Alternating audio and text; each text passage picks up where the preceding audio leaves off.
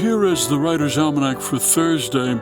It's the 31st of March, 2022. It's the birthday of the Mexican poet and essayist Octavio Paz, born in Mexico City in 1914, won the Nobel Prize for Literature in 1990. And it's the birthday of Cesar Chavez, born on a farm near Yuma, Arizona, 1927, founder of the United Farm Workers Union. He and his wife and his family, he had 8 children, worked at picking vegetables and apricots and pulling grapes off the vines in vineyards. Farm workers worked under miserable conditions, low wages and backbreaking work, no recourse after injury, infrequent breaks. And Cesar Chavez led them out on strike and led national boycotts of grapes until the grape growers recognized the union. And it's the birthday of one of the great French intellectuals of all time, Rene Descartes, born in 1596 in La Haye-en-Touraine, France, which is now named for him, Descartes, France, author of the text still required reading in philosophy, Meditations on First Philosophy, published in 1641.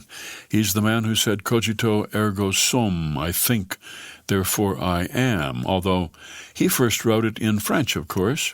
Je pense donc je suis. It was the sum of an argument in his work Discourse on the Method. Descartes wanted to prove that skepticism about the laws of nature was a necessary step in understanding nature. He described his own experience of methodological skepticism, in which he rejected any idea that could be doubted.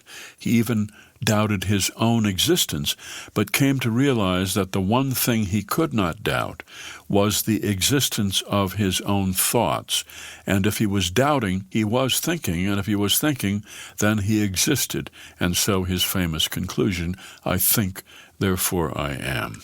He was a sickly child, spent most of his life staying in bed until noon, spent 20 years in the Netherlands, where he did most of the writing for which he's famous, and then Queen Christina of Sweden invited him to Stockholm to be her tutor, but he had to get up early for that job, 5 a.m. every day. He was sleep-deprived, caught a fever, came down with pneumonia, which killed him. Here's a poem for today by Alan Michael Parker, entitled My Son Under the Waterfall. The weight of what falls surprises the solidity of the slapping water, its constant and different pressures. The way, when you're 13, everything seems not to have happened, life itself, and yet be dumped upon you, and you can spread wide your arms, wide as the rest of July, and still be filled with feeling while holding nothing like a movie screen or the voice of the girl who called on a Friday to ask about the homework. Moss slimes the rocks, cattails rim the pools, and the water rushing to arrive through the cut feels like sunlight on your skin, if only sunlight would have mass and volume and pound your head and shoulders. And with your mouth open, breathing is like laughing, and laughing is like breathing. And the surprise persists, the sense of being between elements and standing up in your swim trunks and sandals, as though on land and swimming at once.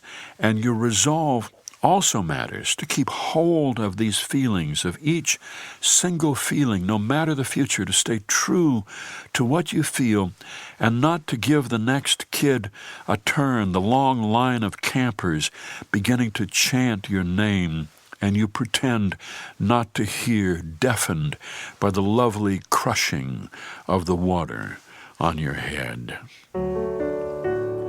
A poem entitled My Son Under the Waterfall by Alan Michael Parker, from Elephants and Butterflies, published by Boa Editions and used by permission here in the Writer's Almanac. Be well, do good work, and keep in touch.